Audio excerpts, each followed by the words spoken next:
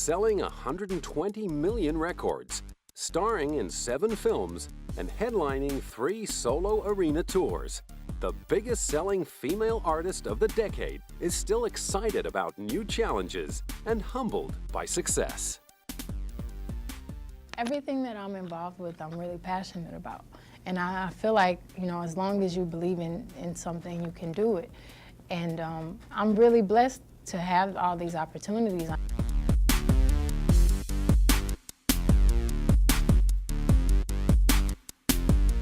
Welcome to the incredible world of Beyoncé Giselle Knowles.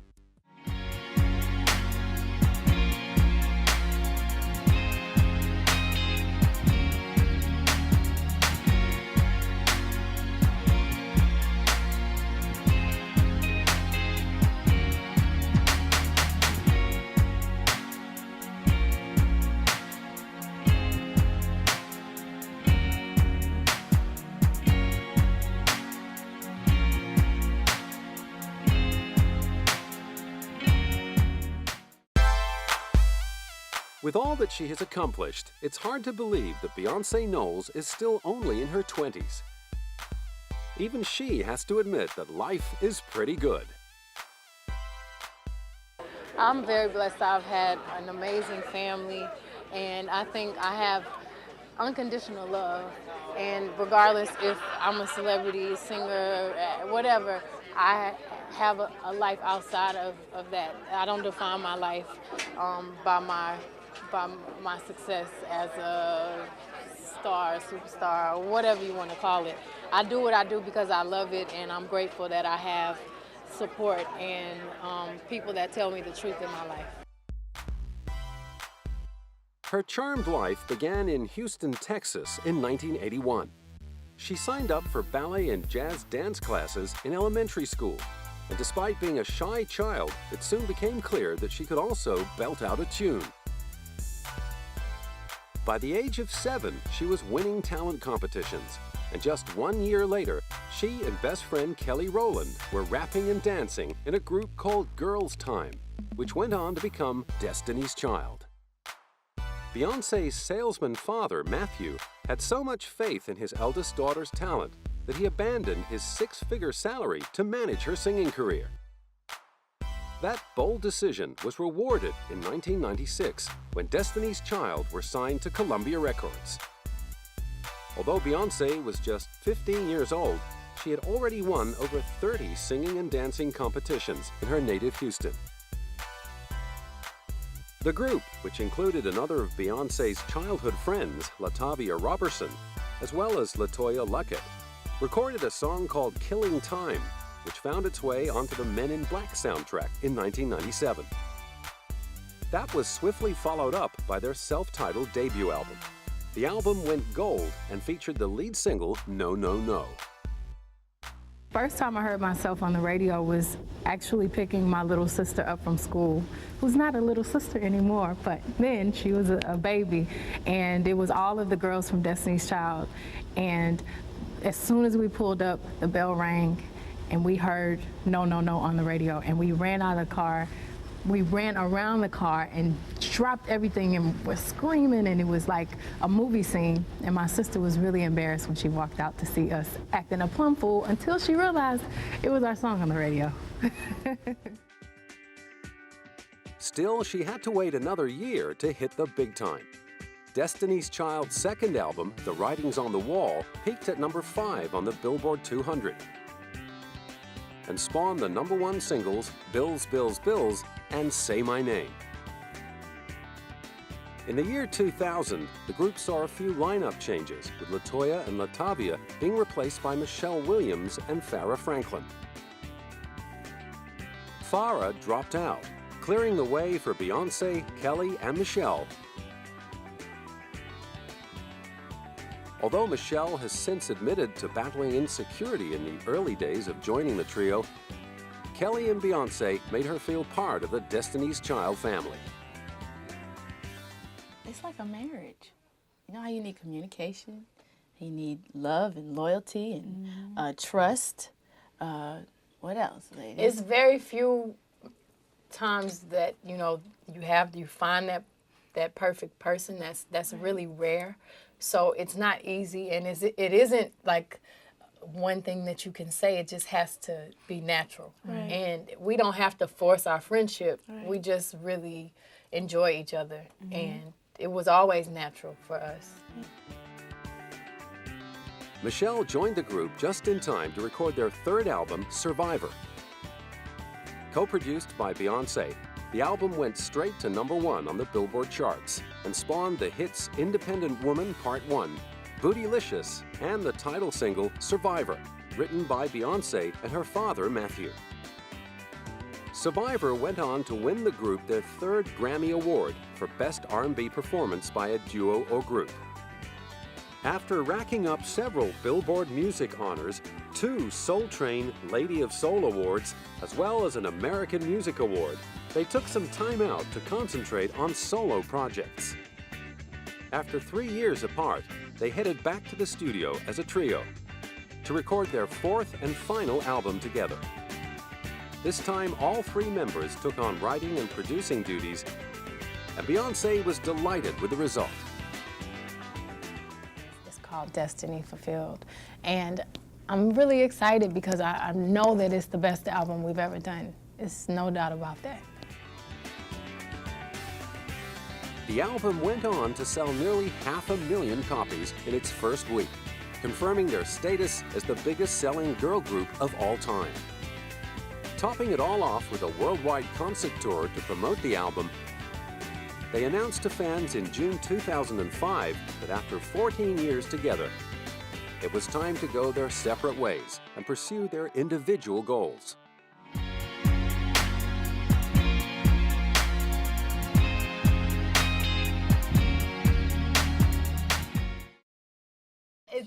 We don't like the word breakup. It sounds really sad.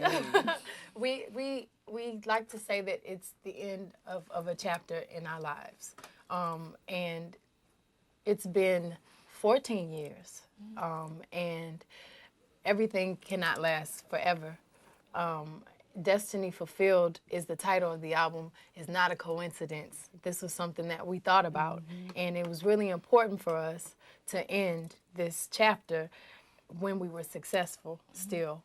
And not because one person wants to go solo, or not because we don't like each other, or because we're not selling records anymore, but because it has to end at a certain point, and we all have different personal things we want to do and things with our careers that we want to do. And as far as Beyoncé was concerned, the 3 of them had formed a bond that would never be broken. They'd become more like sisters than workmates. We all eventually want to have families and kids, and we always joke and say we want to have our kids at the same time.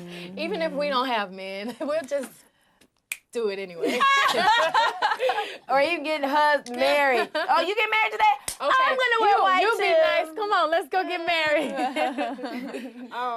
But we all want to do Broadway. We want to do movies. We want to do everything. We're still And we want young. to support each other while each other's doing it too.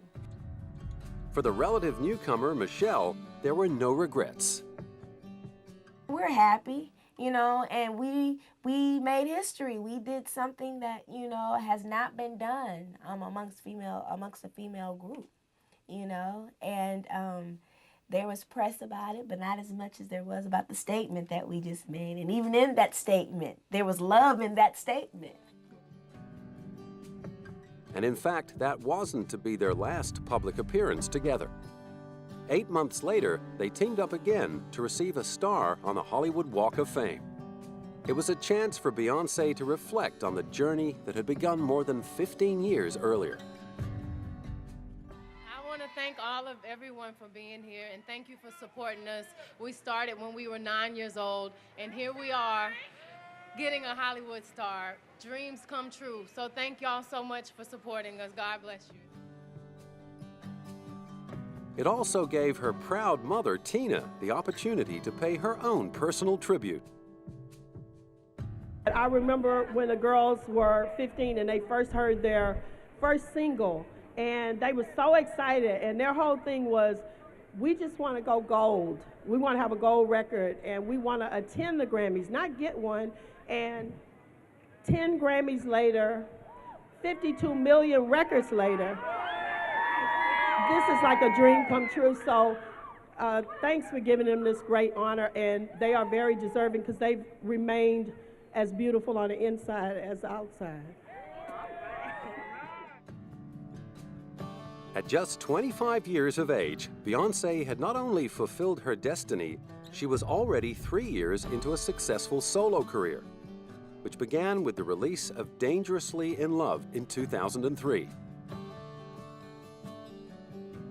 Sitting in the producer seat, she collaborated with big names like Missy Elliott, Big Boy, Sean Paul, and boyfriend Jay-Z, to showcase a more intimate side of herself than she was able to reveal as part of a group. Basically, I wanted people to get a feel for me. And the album is vulnerable. It's a lot more vulnerable than Destiny's Child's album because we've always been really strong. And I'm still strong, but I wanted people to see me differently and realize that I'm still human. Determined to get everything right for his daughter's big debut, her dad, Mathew, kept pushing back the release of the album.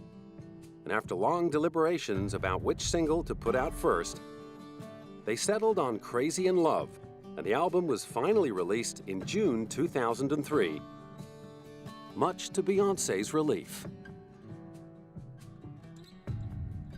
I'm very anxious. I'm very excited. I'm happy. I have so many great things happening for me right now. And I'm nervous, but the nervousness is good. It makes me feel like, okay, something is gonna happen. And she was right. Dangerously in Love debuted at #1 on the Billboard 200, selling over 300,000 copies in the first week, and eventually clocking up sales of 5 million worldwide. Best pal Kelly Rowland was thrilled for her Destiny's Child bandmate. Yes, I think it's amazing. I think it's amazing. She really put her foot in it. She's really excited about the record, and I'm happy for her. I'm excited for her, definitely.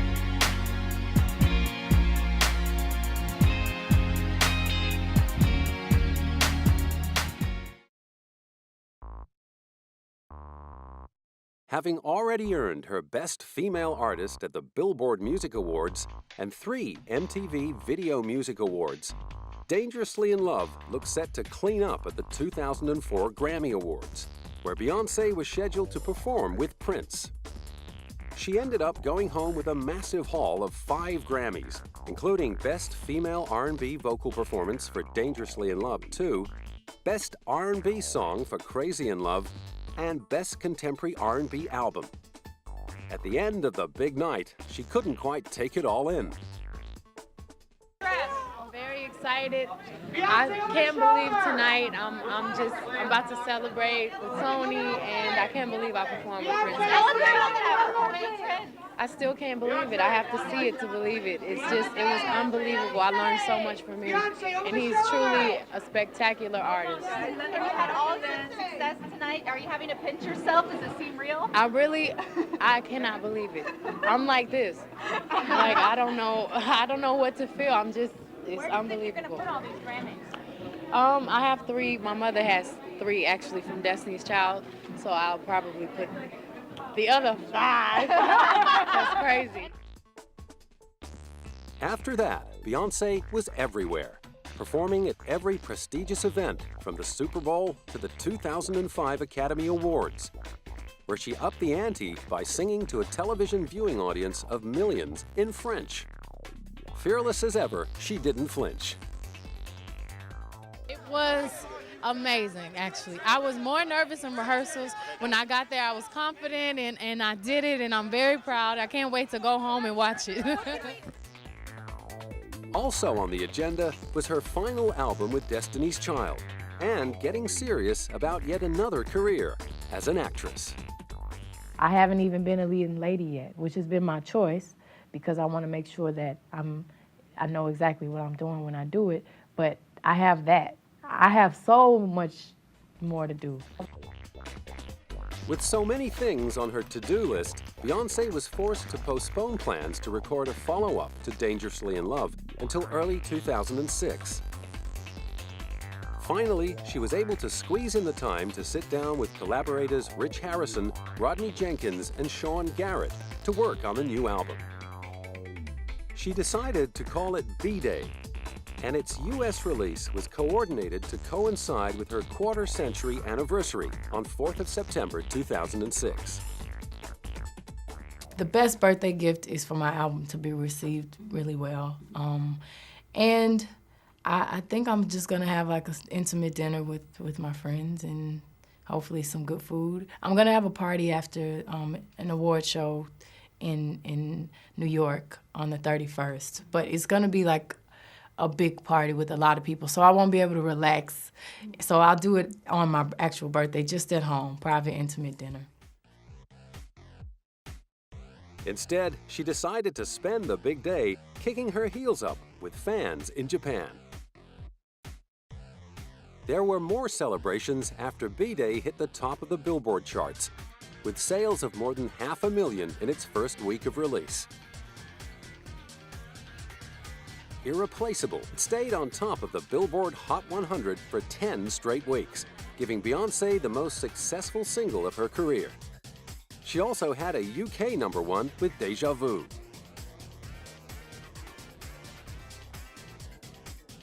The following year, she released the B-Day Anthology video album.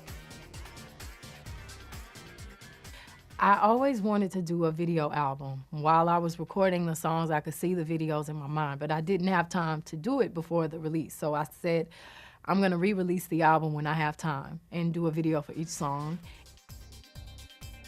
That mammoth job entailed filming 8 videos in the space of just 2 weeks. It was all hands on deck.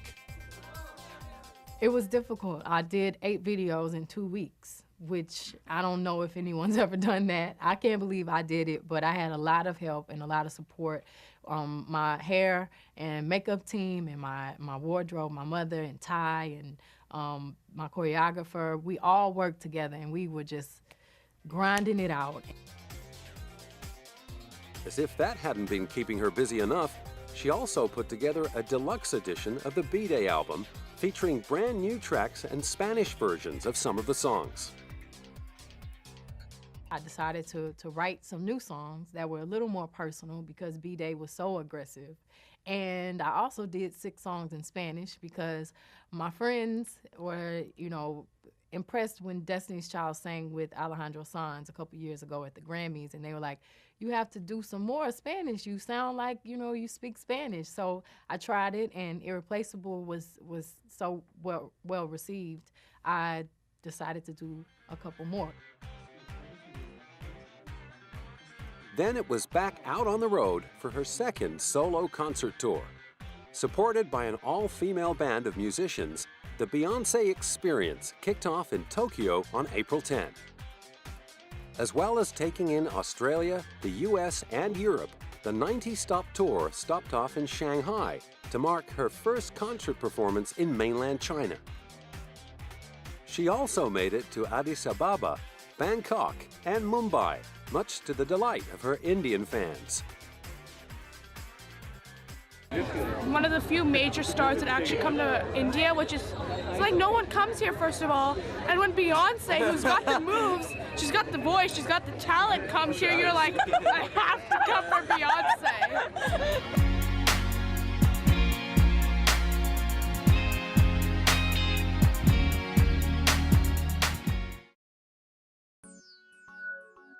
After one of her many costume changes during the Indian concert, she took to the stage in a traditional sari to sing Dangerously in Love. While there were no wardrobe malfunctions on that night, during a concert in Orlando, she got her heel caught in her floor-length jacket and tripped down a flight of stairs. The incident was recorded on a fan's mobile phone and became a hit on YouTube. It even found its way onto the nightly news on U.S. network CNN. But even that didn't slow her down. After picking up yet another Grammy for Best R&B Contemporary Album, she knuckled down to the job of recording her third solo album, I Am Sasha Fierce. And I actually wanted to reveal more of myself, so I named half of it I Am. And I'm really excited about this side of the album because the music is so classic and beautiful, and it's a lot of acoustic guitar, and you can kind of hear it a little bit with this first single, If I Were a Boy. And it's just beautiful songs no matter what the music is. Sasha Fierce is the character she likes to adopt when performing on stage, whom Beyoncé insists is much more bold and brassy than her real-life persona. I love to dance. I love to dance on stage and in videos. I think people will be surprised to see me dance in real life. I'm really a lot more reserved and kind of shy. I kind of do the two-step that I saw my parents do. I can't bust into choreography in an intimate setting. While some people she meets are surprised at the contradiction between her on- and off-stage personalities, she believes she's no different from most other performers. Actually, every person, I believe, has that. When it's time for them to work no matter how tired you are, you just kind of put it on. And I feel like every performer I've met, they all have that character they've created on the stage, and that's something really special for the fans. So I wanted to give them that side and also show them who I really am. Following the release of its first two singles, If I Were a Boy and Single Ladies, I Am Sasha Fierce hit the record stores and internet in November 2008, ahead of scheduled plans to get back out on tour in 2009. It's so difficult. I think I'm doing like 40 songs, and I do the arrangements with my band, and that rehearsal time is so hard because, you know, people come and they all have their favorite songs, and I want to always give the fans what they want, but I'm doing all the songs. I just do have to get creative with the amount and how to put them together so I can get them all together in 2 hours. On the top of that, she had to contend with the problem of rehearsals for the shows leaking onto the internet and spoiling the surprise for her fans. It's very frustrating now because, you know, it's great because people can get a little sneak peek and say, oh, I want to come to the show, or, oh, I don't want to go to that show. And, you know, I'm fans of people, so I go on there and check it out too. But, you know, you put so much of your heart and time into the wardrobe and making sure it's these reveals and the costumes and the lights. And then, you know, it's kind of unfortunate that people can see the show months before you get into their city. But, you know, it's life. That's how we live now. It's all very different. Reviews of the I Am tour had critics falling over themselves to do it justice. One reviewer wrote, "There is breathtaking elegance in her acute desire to entertain." Lorraine Schwartz of The Examiner decreed, "In less than a year, I've seen Madonna, Britney, and Beyoncé. Beyoncé was by far the best of the three." While Newsday wrote, "She proves that hot choreography and strong vocals don't have to be mutually exclusive. No worries of lip-syncing here." And by this time, many people were wondering just how she did it. Finished the last tour a year ago, and now here I am. I'm going to be on tour for another year. Thank God I love what I do, and I have time in between. But, you know, I'm so excited, and this is what I was born to do. So it's my life, you know, and I couldn't imagine not being on tour doing records, so I have the time of my life on the stage.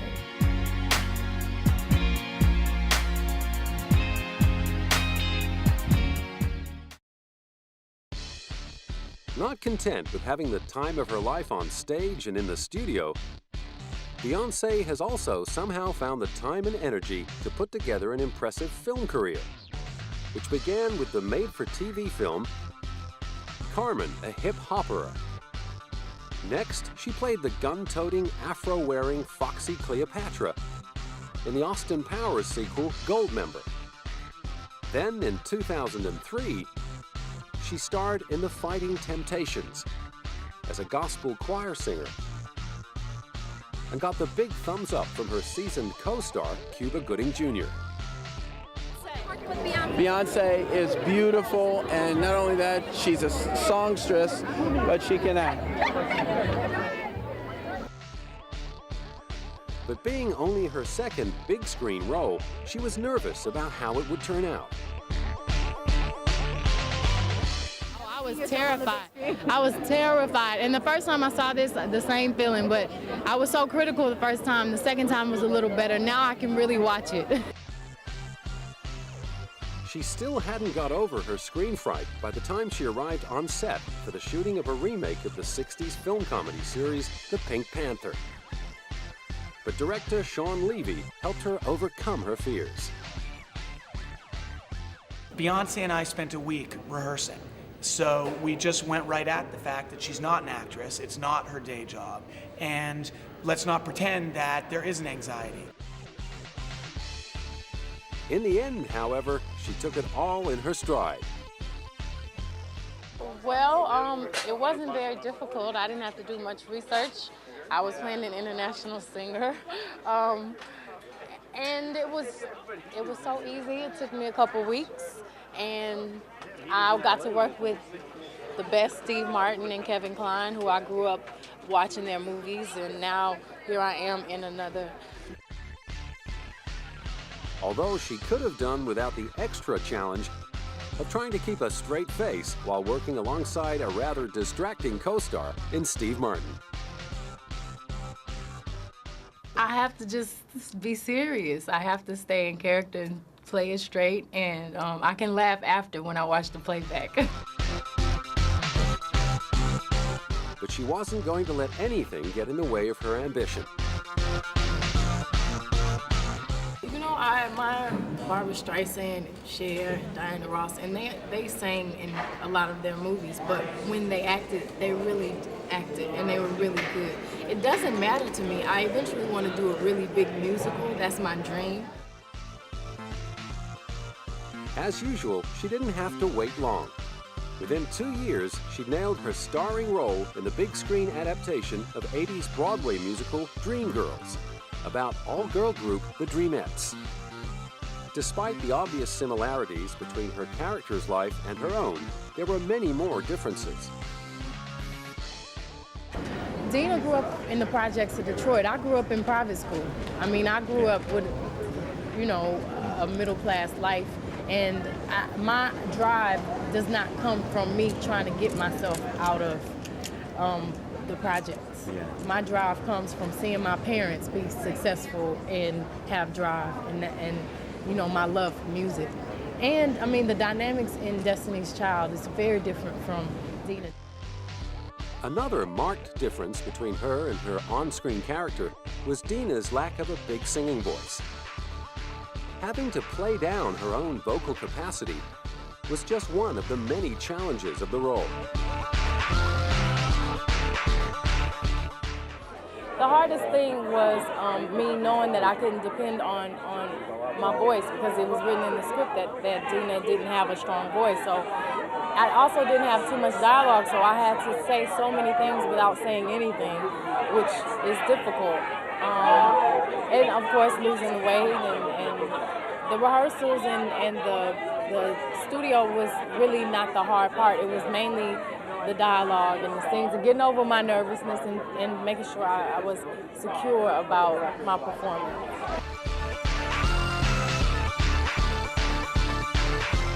Of course, the hard work only made it more worthwhile when the New York premiere rolled around. Absolutely did. I knew this was going to be magical and this was going to be challenging, but that's what I loved about it, because, you know, I haven't ever played a part that's had so much growth, and that's such a real flawed person.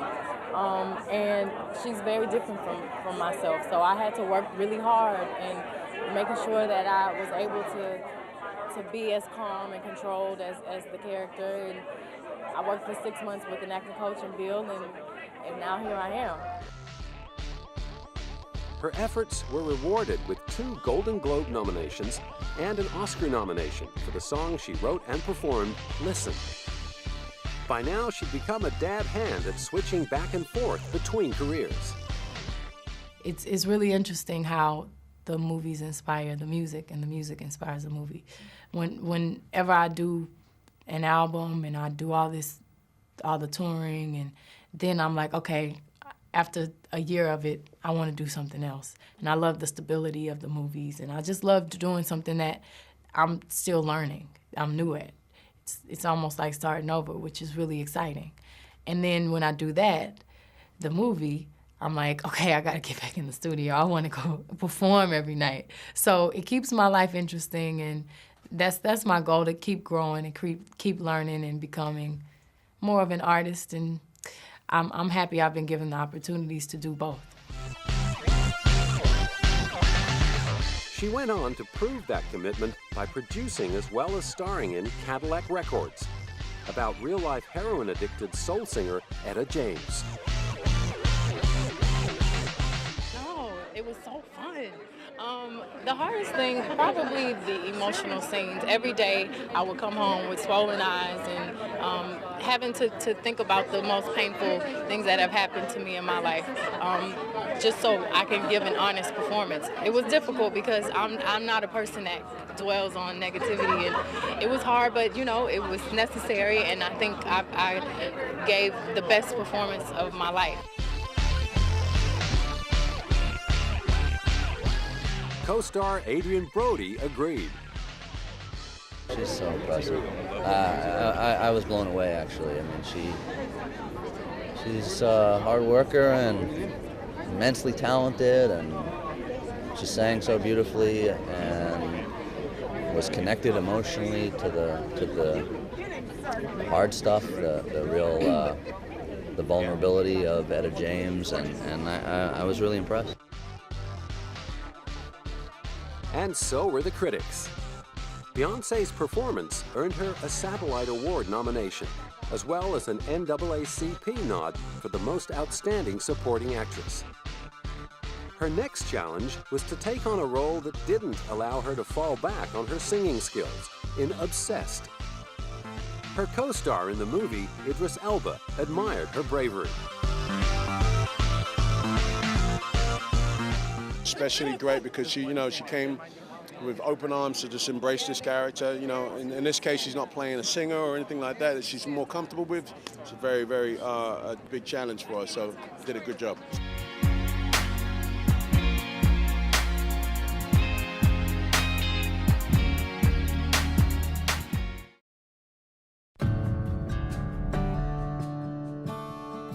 For Beyoncé, the role of a happy homemaker who turns into a kicking and screaming wife and mother when her family life is threatened by an obsessive stalker forced her to really dig deep.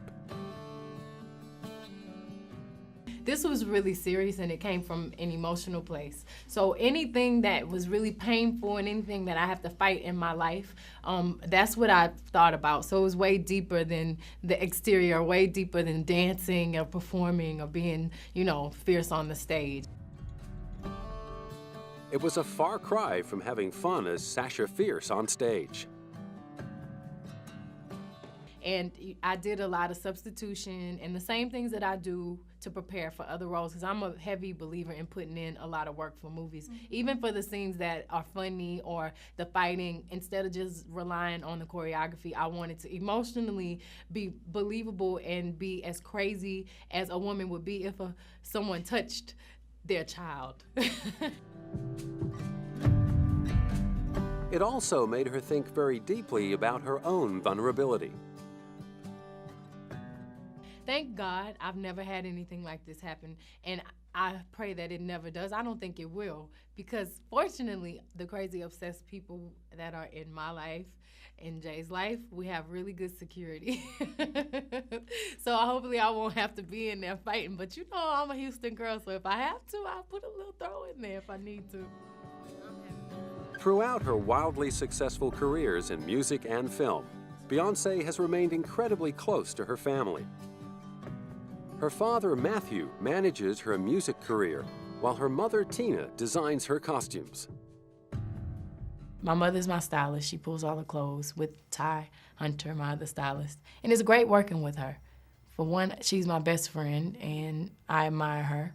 And if I could be like anyone, it would be her, because she's just such a strong, smart, beautiful woman. Adding yet another string to her bow, she and Tina decided to launch their own ready-to-wear fashion line called the House of Deréon. At the launch in 2005, Beyoncé tried to sum up the House of Deréon in 3 words. Well, couture, kick, and soul. Actually, my mother represents the couture. I represent the kick, and my grandmother, who is Miss Deréon, we named the House of Deréon our line after, is the soul. Since then, the House of Deréon has branched out into the world of mobile gaming with a social networking game called Beyoncé Fashion Diva. The Deréon launch followed her collaboration with Tommy Hilfiger as the face of their new fragrance, True Star. People ask me, why Beyoncé? And it's a very simple answer, and I'm sure you all know the answer. Beyoncé is a true star, and she is a true star in the true sense of the word. The perfume proved so popular that it was quickly followed up by True Star Gold. Then in 2007, prestigious fashion house Armani introduced Beyoncé as the face and voice of their new fragrance, Diamonds. The launch at Macy's department store in New York gave her a rare opportunity to get up close and personal with her fans. Because a lot of the time I'm so distant. I'm on the stage, I'm doing photo shoots and videos, and I don't get to really touch the people that are impacted by my music. And it's so beautiful for me to be able to actually shake their hands and to hear the impact that my music has had on everyone's lives. It's really overwhelming for me, and I'm so grateful for these opportunities. She and her younger sister, Solange, also recently teamed up to promote a line of Mickey Mouse-themed accessories in Japan. According to Forbes magazine, that endorsement deal helped to take Beyoncé's earnings up to $87 million between June 2008 and 2009, bringing her in at number 4 on the 2009 Forbes Celebrity 100 list. In terms of influence and earnings, that put her ahead of husband Jay-Z, who came in at number 7, and whose own remarkable achievements have made him one of the richest hip-hop artists in the industry.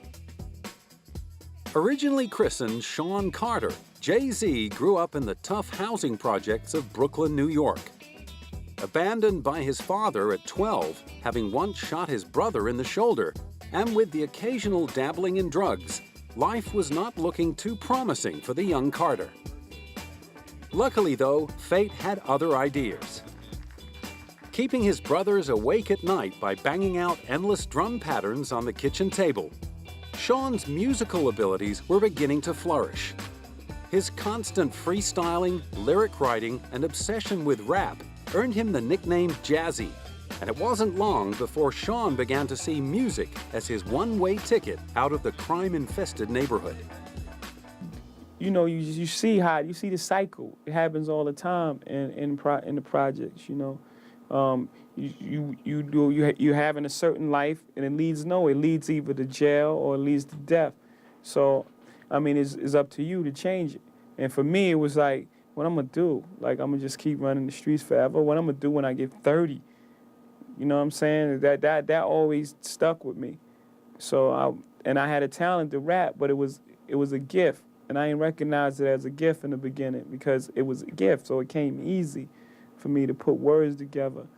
And my mom would always be like, anything that you want, you got to work hard for. Although now fully concentrating on music and beginning to generate positive feedback, no major label would give Jay-Z a second look. His only option was to start up his own independent label. He named it Rockefeller Records and released Reasonable Doubt in 1996. That's my, my favorite album. That's my baby right there. I have so many special songs. As far as the guest appearances, I'm just amazed at the people and the level of talent I got on it between Mary and Big. Having both of them on that album. You got to remember, I was an artist out of nowhere. I didn't have a single out on anybody's record. I didn't have a record deal that everyone was talking about. I just came out of nowhere, and to have those type of that level of talent on your debut album, it was a blessing. I mean, everything just worked out. As well as heading up his original independent label, Rockefeller Records, he served for 3 years as president and CEO of hip-hop super label Def Jam Recordings. His aim in taking over the position in 2005 was to bring an artist's perspective to the top job. Given the power to make or break new artists, his priority was to protect the integrity of signed acts and to make it all about the music. You have to I like to say that the inmates running the asylum now, you have to let people infiltrate the system in order to correct it. You have to get in there. People that's outside of the system have to get inside the system in order for it to be better, in order for people not to take advantage of artists, in order for people to care more about the music, than quarterly numbers. As if running 2 record companies and a highly successful performing career weren't enough, Jay-Z was also one of the first artists to extend his reach beyond music and into the fashion industry. In 1999, he teamed up with business partner Damon Dash to launch Rocawear, an urban clothing line that soon expanded its range to include everything from socks and sandals to sunglasses, and now boasts an annual turnover of $700 million. After selling the rights to the Rocawear brand Iconics for a cool $204 million, Jay-Z can afford to be a little smug. In the beginning, people thought hip-hop was just a passing fad, and that's what people say about urban apparel groups, companies. They say that, it's just this thing that happens over a couple summers and then you go away. But, we started this in 1999, and we're still here, still like #1 in our sector, so we're still here.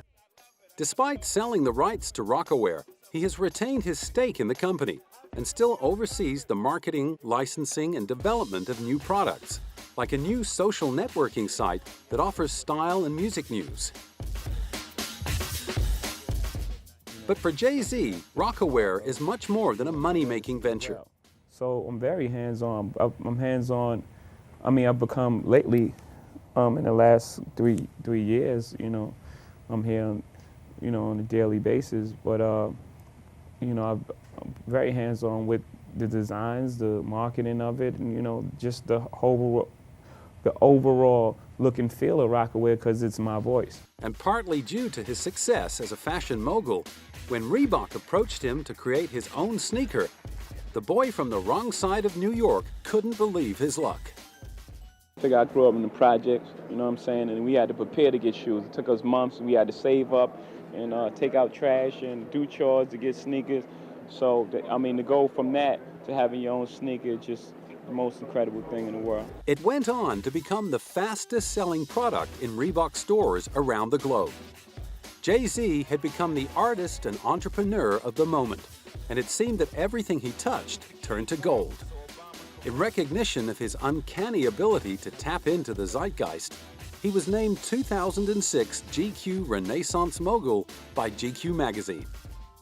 It's the standard, right? It's the standards where you look to see if you're on pace or, hopefully ahead of time. Together, Beyoncé and Jay-Z have become the most powerful celebrity couple in the world, far outranking the likes of Tom Cruise and Katie Holmes and Angelina Jolie and Brad Pitt. According to luxury lingerie label Victoria's Secret, they can also lay claim to being the world's sexiest couple. While Beyoncé continues to sell millions of albums, stage sellout tours, collect accolades, and compile an impressive acting CV, Jay-Z reigns supreme as the world's richest rapper, with an estimated net worth of $340 million US. Despite their respective high profiles, Beyoncé and Jay-Z have done their best to keep their love life out of the public eye. With Jay-Z once stating, "We don't play with our relationship." Rumors of their romance date all the way back to Beyoncé's Destiny's Child days. But solid reports first emerged after Beyoncé appeared in the video to Jay's 2003 single, Bonnie and Clyde. Later in the same year, they also collaborated on Beyoncé's smash Crazy in Love. But in 2006, Beyoncé shouted down rumors that they were about to tie the knot. I don't have no wedding plans. We've been reading all about it. It's like, you have no wedding plans? No, I'm not rushing. Where are they getting this? They've been saying it about every celebrity forever. You know, it's not personal. They do it to everyone. Finally, however, in April 2008, the cat was out of the bag after they made an early morning trip to Scarsdale Village Hall in New York. Oh, I think that's so exciting. It's fun, it's exciting, and I can't believe they came all the way here to get a marriage license. That's very nice.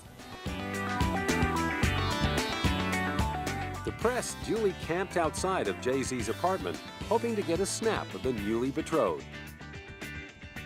Having finally found a window in their crazy schedules to put a ring on it, Beyoncé got around to confirming the news in the opening montage of a video to launch her album, I Am Sasha Fierce. Since then, they've been less shy about appearing together in public and have become regular fixtures at each other's premieres and awards nights. On the subject of starting a family, Beyoncé won't be drawn, except to say it will definitely happen someday. Could happen in a year, could happen in 5 years, but I'm in no rush, and I do think family is really, really important. I grew up with both of my parents and with my sister and my cousin and with Kelly and all the girls, and it was always a lot of love in my house, so I want the same thing. In the meantime, with a 4th studio album in the works, it looks like this bootylicious babe won't be settling down just yet.